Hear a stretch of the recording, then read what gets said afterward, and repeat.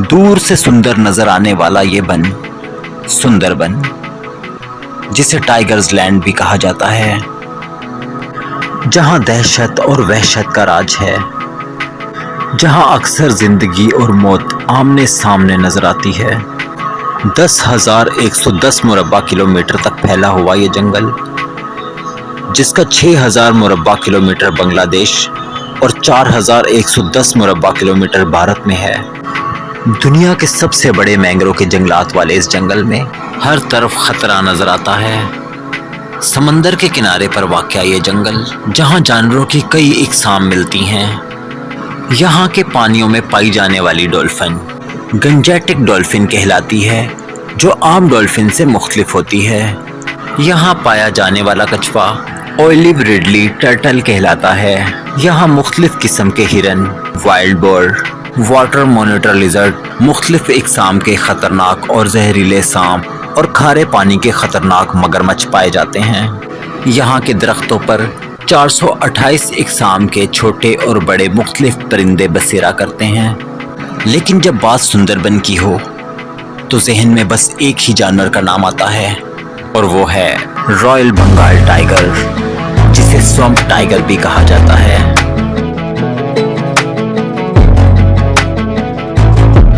انسانوں کے لیے دنیا کا سب سے خطرناک مانا جانے والا سندربن کا یہ ٹائیگر اب تک کئی انسانوں کو اپنا شکار بنا چکا ہے۔ ہر سال ٹائیگرز پر کی جانے والی تحقیق کے ذریعے مختلف اندازے لگائے جاتے ہیں کہ یہ ٹائیگر آدم خور کیسے بن گئے۔ کچھ سال پہلے کی جانے والی تحقیق سے یہاں کا کھارا پانی اس کی وجہ بتائی گئی، اور اس سے پہلے یہاں کی آب و ہوا اور دلدلی زمین، جہاں پر ٹائیگر کو انسان آسان شکار لگتا ہے۔ کچھ تحقیق دانوں نے تو یہ اندازہ بھی لگایا کہ جنگل میں کام کرتے ہوئے لوگ ٹائیگر کو جانور جیسے معلوم ہوتے ہیں، لیکن ٹائیگرز انسان کو اچھے سے پہچانتے ہیں۔ حقیقت اس سے مختلف ہے۔ لیکن یہ جاننے سے پہلے ہم ٹائیگرز اور اس کے گرد و نواح کا جائزہ لیں گے۔ 400 کے قریب ٹائیگرز کا یہ گھر انسانوں کے لیے مشکلات کا جنگل مانا جاتا ہے، جس میں ندی نالے بھی ہیں، گھنی جھاڑیاں بھی ہیں، مشکل اور کٹیلے راستے بھی ہیں، اور دلدلی زمینیں بھی ہیں۔ یہاں چلنا کچھ ہی دیر میں انسان کو تھکا دیتا ہے۔ یہاں سانپ، بچھو اور کوبرا کے علاوہ دنیا کے بڑے پائتھن میں سے ایک انڈین پائتھن بھی ملتا ہے۔ ہر سال تقریباً 3 سے 4 لوگ یہاں پائے جانے والے کھارے پانی کے بڑے مگرمچھوں کا شکار بنتے ہیں۔ سندربن میں پائے جانے والے ٹائیگرز کا وزن 240 سے 260 کلو، سر سے دم تک کی لمبائی تقریباً 9.5 فٹ، اور زمین سے کندھے تک کی اونچائی تقریباً 3.6 فٹ ہو سکتی ہے۔ بنگال ٹائیگرز کا سائز باقی ٹائیگرز کے مقابلے میں چھوٹا ہوتا ہے۔ ان کا یہ چھوٹا سائز انہیں اور بھی زیادہ خطرناک بناتا ہے، جس کی وجہ سے یہ جنگل کے تمام مشکل راستوں پر بھی کسی کو بھی آسانی سے اپنا شکار بنا سکتے ہیں۔ سندربن کے قریب کئی چھوٹے دیہات بھی آباد ہیں، جن میں رہنے والے لوگوں کی زندگی کا زیادہ تر انحصار اسی جنگل پر ہوتا ہے۔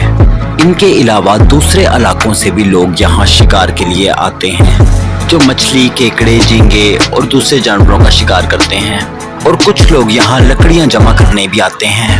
جبکہ یہاں شکار پر پابندی ہے اور جنگل میں جانے کے لیے بھی پرمٹ کی ضرورت پڑتی ہے۔ ان چوری چھپے آنے والے لوگوں کی وجہ سے ٹائیگرز کے حملے سے ہلاک ہونے والے لوگوں کی تعداد کا صحیح اندازہ نہیں لگایا جا سکا۔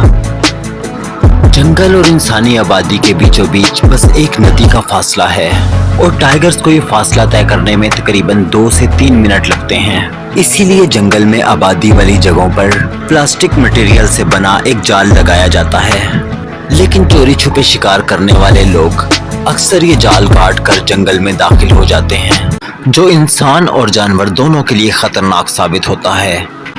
لوگوں کے بنائے ہوئے رستے سے اکثر ٹائیگرز ندی پار کر کے گاؤں میں داخل ہو جاتے ہیں۔ کبھی کبھار کچھ ٹائیگرز انسانوں کے لیے بہت بڑا خطرہ ثابت ہوتے ہیں، لیکن ایسا بہت کم ہوتا ہے کہ ٹائیگرز گاؤں میں داخل ہونے کے بعد گاؤں میں رہنے والے لوگوں پر حملہ کریں۔ कई बार तो घर के बाहर सोए हुए लोगों के पास से टाइगर्स के पांव के निशान मिले हैं। अक्सर तो ये भी पता लगाया गया है कि टाइगर्स अक्सर लोगों के बहुत पास छुपे होते हैं, जो पूरा दिन रात होने का इंतजार करते हैं और अपना शिकार मिलने पर वापस जंगल में चले जाते हैं।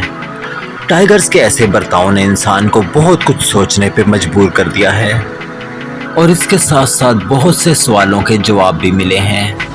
अगर जंगल में काम करने वाले लोग टाइगर्स को जानवर जैसे दिखते हैं, तो गांव में काम करने वाले लोगों के बहुत पास टाइगर्स की मौजूदगी के निशानात मिले हैं। और अगर आबो हवा और दलदली मिट्टी टाइगर्स के आदमखोर होने की जिम्मेदार हैं, तो टाइगर अपने आप को पूरी तरह इस आबो हवा के मुताबिक डाल चुका है और दलदली जमीन पर शिकार होने वाले जानवर की रफ्तार भी टाइगर्स की रफ्तार के साथ कम हो जाती है।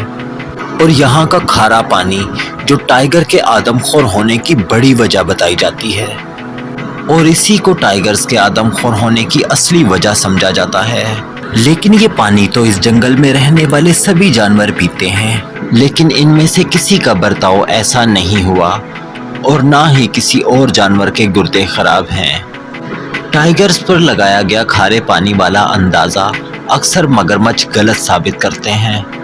यहाँ के मगरमच्छ जो खुद खारे पानी का जानवर है, वो भी इंसान का शिकार करने लगे हैं। आमतौर पर मगरमच्छ इंसानों का शिकार नहीं करते, लेकिन सुंदरबन के मगरमच्छ भी इंसानों को अपना खाना समझने लगे हैं। इंसानों की बढ़ती हुई आबादी की वजह से जंगल का रकबा दिन ब दिन कम हो रहा है। जंगल के करीब नए गांव और देहात आबाद हो रहे हैं। यहाँ रहने वाले लोगों की जिंदगी का ज्यादातर इन्हिसार इसी जंगल पर है, जिसकी वजह से चोरी छुपे शिकार करने वालों की तादाद दिन ब दिन बढ़ती जा रही है। लगातार शिकार होने की वजह से जंगल में जानवरों की तादाद तेजी से घटने लगी है, जिसकी वजह से शिकार करने वालों को अक्सर खाली हाथ लौटना पड़ता है। यहाँ की नायाब डॉल्फिन, जो इंसान दोस्त जानवर समझी जाती है, बुरी तरह इंसानों के हमले से मुतासिर हो रही है। जहाँ जानवरों का शोर होता था, वहाँ अब खामोशी और टाइगर्स का खौफ होता है। ये टाइगर्स अपनी भूख मिटाने के लिए हर हिलने वाली चीज़ को अपना खाना समझने लगे हैं। टाइगर का गलती से किया गया इंसान पर पहला हमला भी टाइगर को आदमखोर बना सकता है। अभी अभी जवान हुए कम उम्र टाइगर में आदमखोर होने का खतरा ज़्यादा होता है और वो इंसान को ही अपना खाना समझने लगता है। हमारी वाइल्ड एनिमल लाइफ टीम के अंदाजे के मुताबिक टाइगर्स के आदमखोर होने की सबसे बड़ी वजह खुद आदमजाद इंसान ही है।